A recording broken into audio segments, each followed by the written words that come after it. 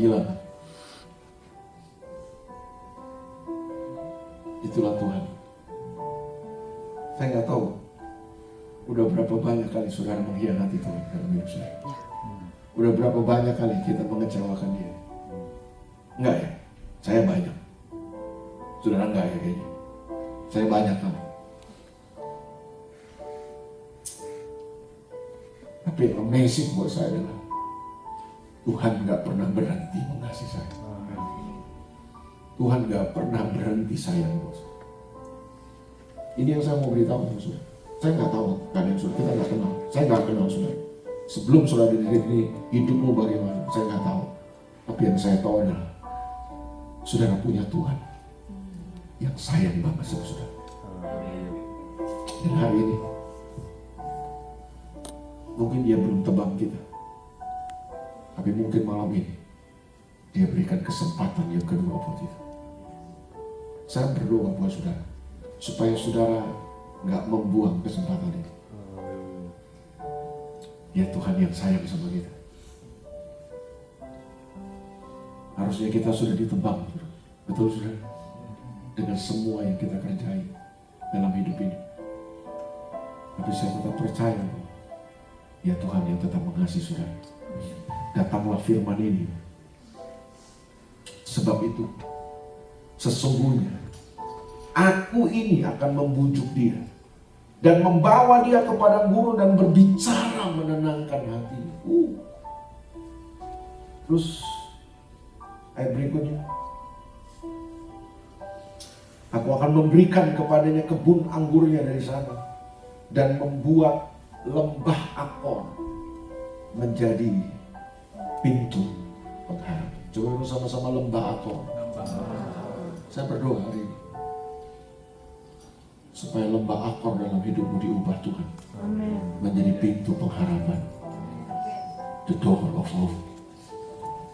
Saya berdoa malam ini supaya saudara mengalami pintu pengharapan. Dia membalikkan keadaanmu dari lembah Akor menjadi pintu pengharapan. Saudara tahu lembah Akor itu apa? Lembah Akor itu berasal dari sebuah kata itu. Kata yang saudara pasti tahu lah kalau saudara baca Alkitab. Akor itu dari kata Achan. Pernah dengar kan? Achan. Siapa Achan? Iya. Tadi sudah dimainkan oleh kelompoknya Regu siapa tuh? Bapak-bapaknya yang tembok Yeriko itu. Jadi waktu bangsa Israel menghancurkan, merobohkan tembok Yeriko dengan cara yang spektakuler, cara yang gak pernah ada dalam perang manapun di dunia ini. Israel mengalahkan Yeriko dengan cara yang spektakuler, sensasional, fenomenal. Singkat cerita, itu sesuatu yang menggemparkan. Mereka meraih sebuah kemenangan yang besar. Tapi saudara harus tahu, Tuhan telah berfirman kepada Yosua, dan firman ini sudah diteruskan Yosua kepada bangsa Israel bahwa mereka nggak boleh ambil apapun juga dari harta bendanya orang Yeriko. Jadi waktu Yeriko ditaklukkan, Tuhan udah pesan sama Yosua dan kepada bangsa, jangan ambil apapun, jangan jarah apapun. Waktu Yeriko ditaklukkan, ada satu orang prajurit Israel yang namanya Achan. Silau dia. Ngelihat emas, ngelihat perhiasan, ngelihat permata. Silau dia. Dia lupa semua firman Tuhan. Dia lupa semua pesan Tuhan lewat pemimpinnya yang bernama Yosua. Oh, jangan sentuh, jangan ambil. Jangan rampas harta orang Yeriko. Gak boleh. Silau dia. Dia tetap ambil. Dia pikir lumayan juga nih buat anak cucuku. Tapi saudara tahu apa yang terjadi? Waktu dia simpan itu, dia ambil buat dirinya sendiri. Setelah peristiwa itu, Israel harus berhadapan dengan kota Ai. Kota ini kecil banget dibanding Yeriko, ya gak ada apa-apanya. Itu sebabnya anak buah Yosua bilang gini, bos, komandan, Nggak usah kirim banyak pasukan. Kirim aja kita setengah, separuh aja. Seperempat aja deh. Kota ini kecil kok, Yeriko yang gede aja kita kalahin. Tapi saudara tahu, waktu mereka pergi untuk menaklukkan kota Ai, Israel mengalami kekalahan yang paling memalukan. Mereka dipukul mundur oleh pasukan Ai. Puluhan orang Israel tewas di situ. Waktu Yosua tahu peristiwa itu, dia dapat laporan dari anak buahnya peristiwa itu. Yosua nangis. Dia sedih, dia marah, dia kecewa. Dia koyakkan baju, dia bilang, Tuhan, kenapa harus kayak begini Tuhan? Kenapa kami dipermalukan? Di mana Tuhan? Tuhan bilang, aku di sini Yosua. Aku nggak kemana-mana. Bukan aku nggak berikan kemenangan kepada kamu, tapi kamu harus introspeksi. Kenapa kekalahan ini harus terjadi? Aku nggak pernah rancangan kekalahan buat kamu. Karena ketidaktaatan seorang prajurit, kekalahan ini terjadi. Oh, Yosua sebagai pemimpin langsung seperti itu. Dia minta ampun sama Tuhan yang bertindak. Ternyata didapati prajuritnya yang melakukan itu adalah Akan. Makanya tempat Akan dibunuh oleh Yosua karena dosa itu namanya adalah Lembah Akor. Diambil dari nama Akan. Saya nggak tahu nih, sebelum saudara datang ke retreat, hidupmu seperti lembah Akormu. Ada banyak ketidaktaatan kita sama Tuhan. Seperti Akan. Padahal udah banyak kemenangan yang Tuhan kasih buat kita. Di hari ini, lembah Akor Tuhan bisa ubah menjadi pintu pengharapan. Amin. Tuhan bilang ini, aku akan buat lembah Akor itu jadi pintu pengharapan. Yuk, udah, yang kemarin lewat, yang lalu sudah berlalu. Kita mulai sesuatu yang baru malam ini bersama Tuhan. Amin. Supaya retreat ini gak biasa, gak cuma acara tahunan saudara, tapi malam ini menjadi sebuah titik balik dalam hidup saudara. Kalau selama ini saudara belum menghasilkan apa-apa dalam hidup, saya percaya Tuhan sanggup ubah hidup kita. Amin. Masih ingat Simpson? Simpson masih ingat? Simpson? Simpson dikaruniai Tuhan kekuatan yang sangat luar biasa. Anugerah Tuhan. Karena Tuhan mau pakai Simpson kan, untuk membebaskan bangsa Israel dari penjajahan bangsa Filistin. Tapi saudara baca kisah hidup Simpson. Semua karunia, semua anugerah yang Tuhan kasih buat Simpson, itu nggak dipakai untuk menjalankan tugasnya. Simpson pakai kekuatan yang Tuhan kasih buat dia untuk apa? Untuk dirinya sendiri kan. Saudara baca di Alkitab, kitab Hakim-Hakim itu. Dia benar bunuh orang Filistin. Dia hantam orang Filistin, dia bunuh orang Filistin, dia bakar ladang-ladangnya orang Filistin. Filistin mengalami kerugian yang luar biasa, tapi bukan karena perintah Tuhan, bukan karena kehendak Tuhan. Itu dia lakukan karena dia jengkel aja gitu. Karena kepentingan dirinya diusik oleh orang Filistin. Orang tuanya udah bilang gini, Simpson, kamu ini hamba Tuhan, jangan menikah dengan orang Filistin. Masa bodoh, dia gak mau dengar orang tuanya, dia nikahi orang Filistin. Lalu kemudian istrinya itu kemudian digoda orang Filistin, dia marah. Karena dia marah, istrinya dipermainkan, digoda, dia bunuh orang Filistin. Gitu terus. Jadi dia gunakan kekuatan karunia Tuhan dalam hidupnya itu bukan untuk melakukan kehendak Tuhan. Bukan untuk membela bangsanya, dia membela kepentingannya sendiri. Baca ya Alkitab saudara. Itu Simpson tuh. Orang yang dikaruniai Tuhan dengan karunia yang hebat dan dahsyat. Tapi dia cuma gunakan untuk kepentingan dirinya sendiri. Sampai satu titik, dia jatuh dalam pelukan seorang perempuan lain yang bernama Delila. Saudara tahu cerita itu. Singkat cerita, dia membuka rahasia yang sebenarnya dia nggak boleh buka. Dia tergoda sama dia. Sebabnya kemudian Simpson ditangkap, matanya dicungkil, dia jadi buta. Sudah tahu apa yang terjadi? Dia jadi budaknya orang Filistin. Bertahun-tahun dia lakukan itu. Bahkan dia ditertawakan jadi bahan lelucon. Hari ini saya ketemu dengan banyak orang yang telah diberkati Tuhan. Tapi kita justru bukan display dan declare Yesus dalam hidup kita. Malah dunia menertawakan kita. Malah dunia yang menjerat kita. Malah dunia kini memperbudak kita. Persis kayak Simpson. Tapi saya suka dengan kisah Simpson. Kenapa sih? Tuhan kita adalah Tuhan yang selalu kasih second chance. Di tengah keterpurukan Simpson, dia mulai merenung. Ya ampun, gue harusnya dari sini. Gue bukan begini. Rancangan Tuhan buat hidupnya gak begini. Kenapa dia ada hari ini jadi budaknya orang Filistin? Dia buta. Dia ditertawakan jadi lelucon bangsa Filistin. Simpson kemudian sadar.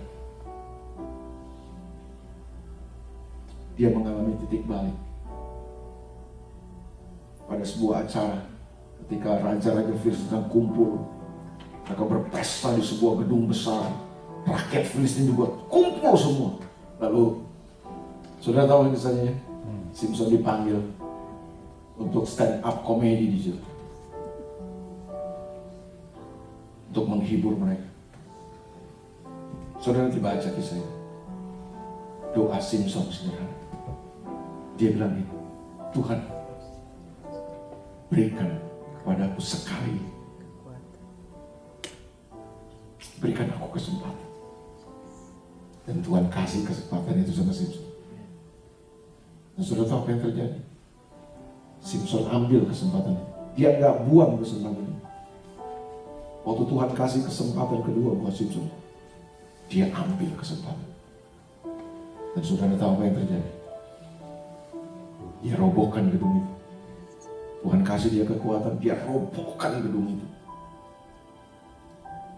Yang amazing buat saya adalah pada peristiwa itu, raja-raja Filistin dan orang Filistin yang mati itu jauh lebih banyak daripada yang Simpson bunuh selama dia hidup. Dan yang kedua, ini yang keren. Bangsa Israel lepas dari penjajahan bangsa Filistin. Karena peristiwa itu, semua raja-raja Filistin mati, orang Israel kemudian gak ada yang jajah lagi. Simpson balik kepada tujuan Tuhan buat hidupnya. Tuhan kasih kesempatan yang kedua buat Simpson. Dan yang lebih luar biasa lagi, yang saya terkejut dan saya kagum sama Tuhan. Nanti saudara baca ya, Ibrani pasal 11 ya. Itu daftar tokoh-tokoh iman dari Habel, Henok, Nuh, Abraham, Ishak, Yakub, semua, Daniel, Gideon, ada nama Simpson di situ. Simpson masuk dalam Hall of Fame. Simpson masuk dalam daftar tokoh-tokoh dan pahlawan-pahlawan iman. Keren kan? Padahal seumur hidup Simpson, dia cuma gunakan berkat dan anugerah Tuhan buat dirinya sendiri. Tapi second chance yang Tuhan berikan dia gunakan, itu mengubah kehidupannya. Tuhan membalikkan keadaan Simpson. Saya percaya malam ini, Tuhan juga bisa membalikkan keadaan saudara. Jangan pulang dari tempat ini sebelum saudara ketemu, mengalami Tuhan lagi di tempat ini. Buat ini jadi sebuah titik balik dalam kehidupan saudara. Yuk kita datang sama Tuhan.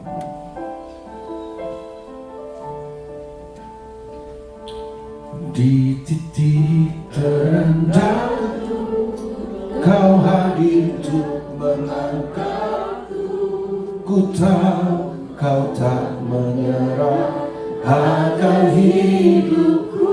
Di titik terendahku, di titik terendahku, Kau hadir untuk mengangkatku. Ku tahu Kau tak menyerah akan hidupku. Tak terbatas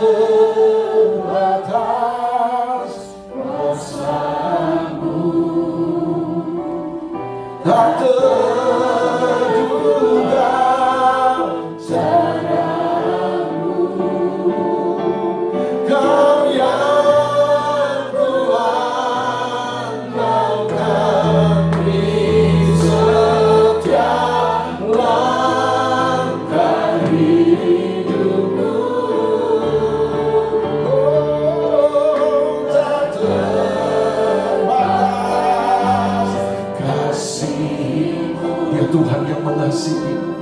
Tak terduga jalanmu, Kau yang ku percaya, ku percaya di setiap musim hidupku.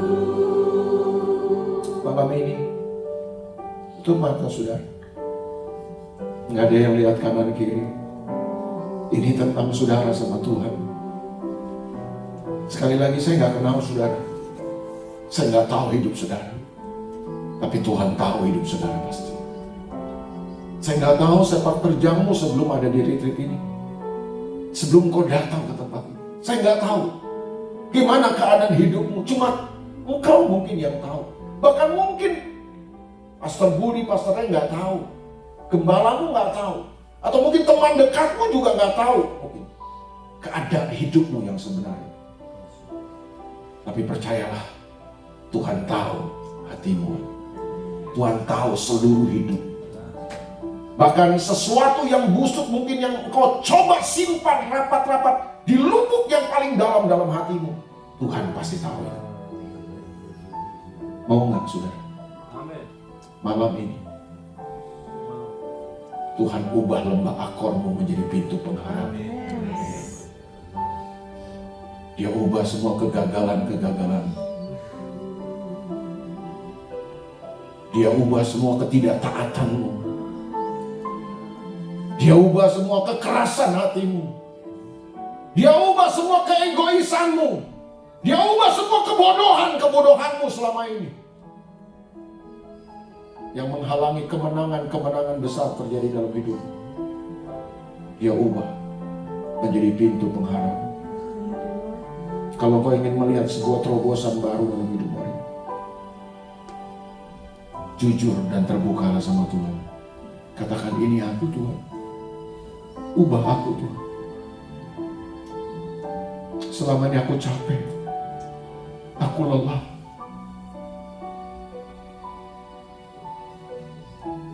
Karena jangan-jangan mungkin ada banyak hal yang kita lakukan sebenarnya Tuhan gak mau. Sudah mungkin mulai silau dengan semua yang ditawarkan dunia ini, sampai kau kehilangan tujuan-tujuan Tuhan.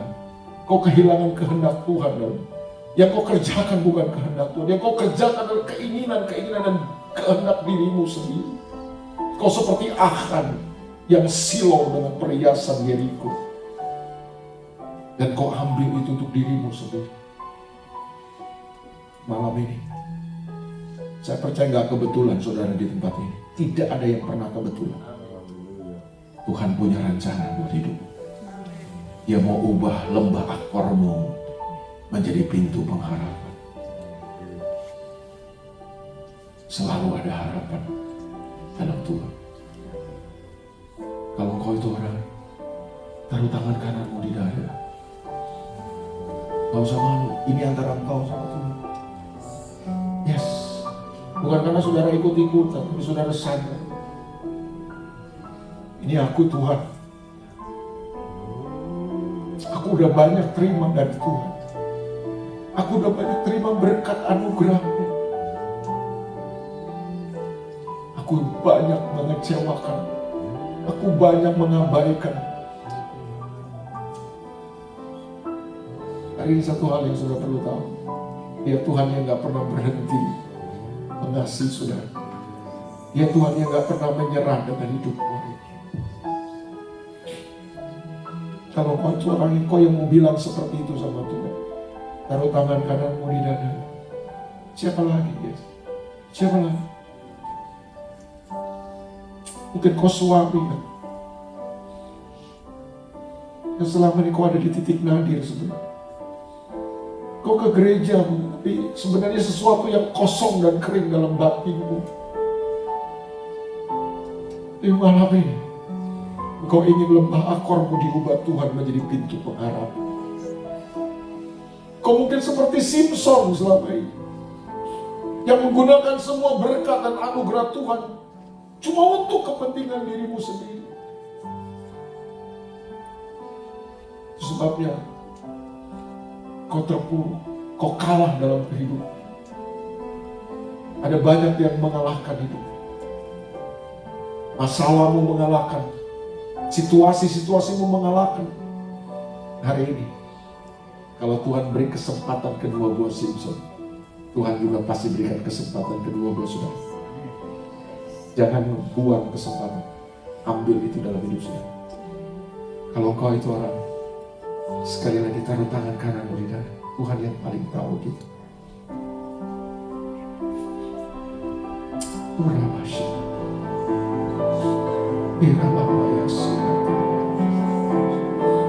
Boleh saya undang Pastor Budi, Pastor Ray yang membantu lagu Maria. Mari kita doakan teman-teman kita yang taruh tangan kanan kita. Istri saya juga dan istri saya. Doakan teman-teman kita. Mereka yang mau mengalami lembah akor, mereka diubah Tuhan menjadi pintu pengharapan. Makasih.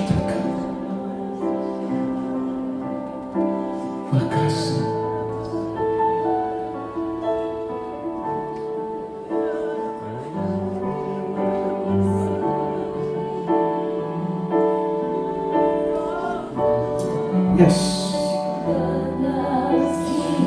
Berdoa supaya saudara alami Tuhan. Tuhan sendiri datang buat saudara malam ini.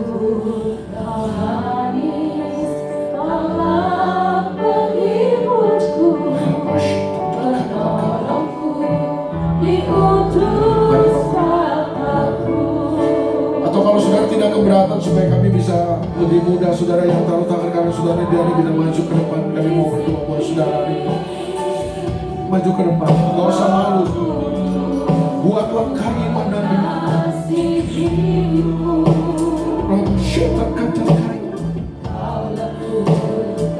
mungkin kasih jalan supaya kita bisa berdoa.